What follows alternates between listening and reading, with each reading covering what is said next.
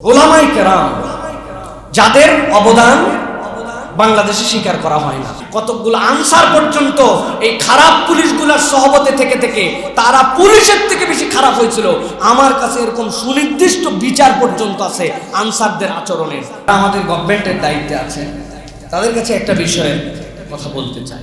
সাম্প্রতিক সময়ে বেশ কিছু দেশ ঘোরাফেরা করে প্রবাসীদের মনের কতগুলো অবস্থা, যে অবস্থাগুলোর আলোকে আমরা বলতে চাই, এত পরিমাণ প্রবাসীদের মনে দুঃখ বেদনা, এত পরিমাণ তাদের মনের মধ্যে ক্ষোভ জড়িত আছে। মধ্যপ্রাচ্য সহ দুনিয়ার যতগুলি প্রবাসী আছে, এই ক্ষোভ প্রশমনে আপনারা কিছু ব্যবস্থা নেন। ক্ষোভ এক নম্বর তাদের, যারা যেই জায়গা আমাদের মিশনের দায়িত্বে আছেন তথা আমাদের এম্বাসি আছে, এম্বাসির কর্মকর্তা কর্মচারীদের ব্যবহার আচরণ এত খারাপ, এত নিকৃষ্ট, এত দুর্ব্যবহার, মানুষকে মনে করে না। মধ্যপ্রাচ্যের ম্যাক্সিমাম যতগুলি আমাদের মিশন আছে এবং ম্যাক্সিমাম যতগুলি এম্বাসি আছে, তাদের আচার আচরণ এরকম।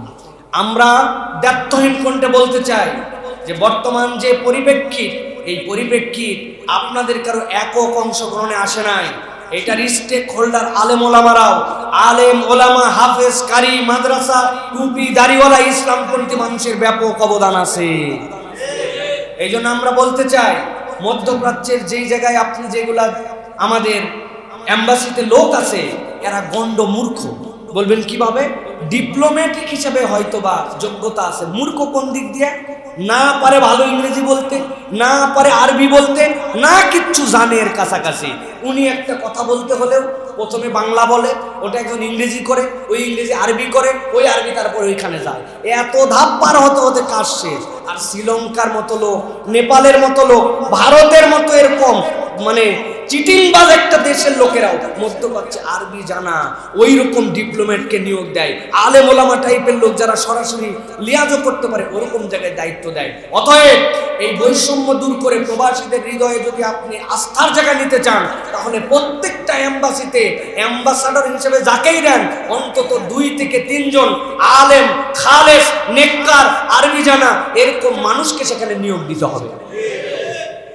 2 নম্বর, এই যে মানুষগুলো অধিকাংশ কঠিন কাজ করে এবং যদি সহজ কাজও করে, এদের মনের দুঃখের জায়গা, এরা বাপ মরে গেছে, মা মরে গেছে, আত্মীয় মরে গেছে, এরা দেশে দেখতে আসতে পারে না, কিন্তু প্রত্যেক মাসে যে কামাই রুজি করে ওই টাকা কিন্তু দেশে পাঠাতে তারা ভুলে যায় না। বাপ মরে গেছে বলে টাকা পাঠায় না, এরকম নয়। তাহলে এই মানুষগুলা যে এত কষ্ট করে আমার দেশ গঠন করে, এদেরকে রেমিটেন্স যোদ্ধা আমরা বলতেছি। তাদের ছোট্ট একটু চাওয়া যে তাদের সাথে ভালো ব্যবহার করা হোক। অতএব এইরকম অভিযোগ প্রত্যেকটা যেই সকল এম্বাসি আছে, ওপেন এখান থেকে নতুন প্রতিনিধি পাঠায় ওখানকার মানুষদের মতামত নেন যে এই এম্বাসিতে বিগত 15-20 বছর কারা কাজ করছে, তাদেরকে আপনারা চিনেন, কারা কারা দুর্ব্যবহারের শিকার হয়েছিলেন। ওদেরকে ওইগুলো এম্বাসির থেকে কেবলমাত্র অব্যাহতি নয়, ধরে নিয়ে সেই দেশে বিচার করতে হবে, ঠিক কিনা? তুমি 15 বছর ফাজলামি করছো, প্রেক্ষাপট পরিবর্তন হয়ে তুমি মামুর বাড়িতে চলে আসছো, এসে তুমি আবার সুন্দর করে আসো, তোমার চাকরি থেকে শুধুমাত্র ওখান থেকে তুলে নিয়ে আসা হয়েছে, এইটুক শাস্তি নয়। কারা এরকম করেছিল তাদের বিচার করতে হবে।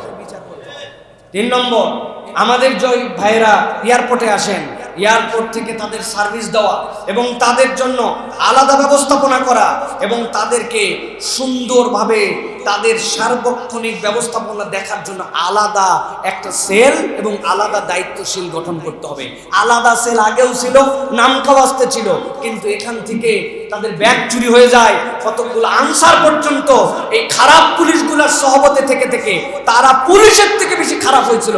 আমার কাছে এরকম সুনির্দিষ্ট বিচার পর্যন্ত আছে আনসারদের আচরণের। আমাকে পর্যন্ত এক আনসার একদিন, আমি প্রথম চেক, ভিতরের চেক না, ভিতরে ঢুকতেছি, আমারে বলে আপনার টুপি খোলা লাগবে। আমি বললাম কেন? আমার টুপি খোলা লাগবে কেন? আমার টুপিতে আপনি মেটাল ডিটেক্টর দেন, আমাকে তো আপনি জামা খুলতে বলেন নাই। আমার জামা যেরকম পোশাক, পায়জামা যেরকম পোশাক, মোজা তো খুলতে বলেন নাই, আমার টুপিও পোশাক, টুপি খুলতে বললেন কি জন্য আপনি? আমি কিন্তু পুরা দেশ এই জায়গায় লাইভ করে হাজির করব। তখন একজন বলতেছে, হুজুর ভুল হয়ে গেছে। তাকায় বুকের মধ্যে দেখি নাম ভিন্ন। এরকম হিংসাত্মক কতগুলো মানুষ তৈরি হয়েছে পুলিশের সাথে থেকে। সুতরাং এদেরকে পুরা দায়িত্ব থেকে সরায় নতুন সেটআপ দিতে হবে, যাতে প্রবাসী ভাইদের জন্য এই জায়গাতে সুবিচার করা হয়। চতুর্থ সেটা হচ্ছে রেমিটেন্সের যে অর্থ পাঠান, এটার স্বীকৃতি স্বরূপ তাদেরকে একটা সার্টিফাইড কপি দিতে হবে, যেটা 20 বছর 30 বছর একটা মানুষ কামাই করে আসলো, দেশের জন্য এরকম দিল। অতএব তারা যেন শেষ বয়সে অনেক ক্ষেত্রে প্রায়োরিটি পান। এতদিন দেশকে সেবা দিয়েছেন, শেষ বয়সে যেন তারা সেবা পান। কেননা গভর্নমেন্টের জব করা লোক ছাড়া তো কোনো রকম সেবা পাওয়ার সুযোগ নাই। অথচ গভর্নমেন্টের যেই লোকের বেতন, ওই লোকের বেতনও হয়তো আমাদের এই ভাই রেমিটেন্স দিয়ে হয়েছিল, ঠিক কিনা? অতএব তাদের জন্য এই ব্যবস্থাপনাগুলো আমাদের নিতে হবে প্রিয় ভাইরা। সর্বশেষ বলবো, প্রবাসের জন্য একটা আলাদা হেল্প ডেস্ক বানান, যে হেল্প ডেস্কের মাধ্যমে তাদের যে সকল অসুবিধা আছে এইগুলো শুনে তারপরে আপনারা সেই অনুযায়ী কর্ম নির্ধারণ করেন। আপনি এখান থেকে পলিসি বানায় পাঠাই দিবেন আর তাদের সাথে সেটা সুইট করবেন, এরকম না। আমি আমেরিকায় ছিলাম, বলে সাইফুল্লাহ ভাই জানেন না, আমরা দ্বৈত নাগরিকত্বের আবেদন করলে, আমাদের পাসপোর্ট কারেকশনের জন্য গেলে, নানান ঝামেলার জন্য গেলে মানুষই মনে করে না তারা আমাদেরকে। আর মধ্যপ্রাচ্যের যেগুলা, এইগুলার থেকে বড় 2 নম্বর আল্লাহর দুনিয়ায় নাই। এক একটা পাসপোর্ট হয়তো উনি যাওয়ার পরে এক্সটেনশন করতে হবে, শেষ হয়ে গেছে, 10,000 20,000 30,000 টাকা করে ঘুষ খায়, চিহ্নিত ঘুষখোর। আবুধাবি, দুবাই, বাহরাইন, কাতার, সৌদি আরব এইগুলাই আছে। এইগুলাকে ধরে নিয়ে এসে আগে বান্ধার পরে ওখানকার লোকের অভিযোগ শুনেন, তারপরে শাস্তি দিয়ে তারপরে এদেরকে নিষ্কলুষ করতে হবে। কেবলমাত্র আপনি সরায় দিলেন, নতুন লোক সেটআপ দিয়ে দিলেন, এর দ্বারা পরিবর্তন হবে না। আমরা একটা পজিটিভ পরিবর্তন প্রবাসীদের জন্য দেখতে চাই, ঠিক কিনা? আল্লাহ রাব্বুল আলামিন আমাদের প্রবাসী ভাইদেরকে হেফাজত করেন। আল্লাহ তাদের মনের যে দুঃখ বেদনা এগুলো দূর করেন।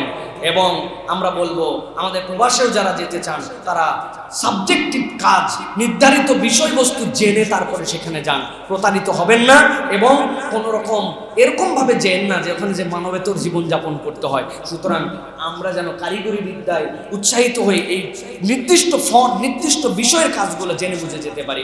আল্লাহ আমাদেরকে বোঝার তৌফিক দান করেন। প্রিয় ভাইয়েরা, সর্বশেষ বলবো প্রিয় ভাইয়েরা, একটি বিষয় আমাদের জন্য অত্যন্ত গুরুত্বপূর্ণ, সেটি হচ্ছে যে উলামায়ে কেরাম যাদের অবদান বাংলাদেশে স্বীকার করা হয় না।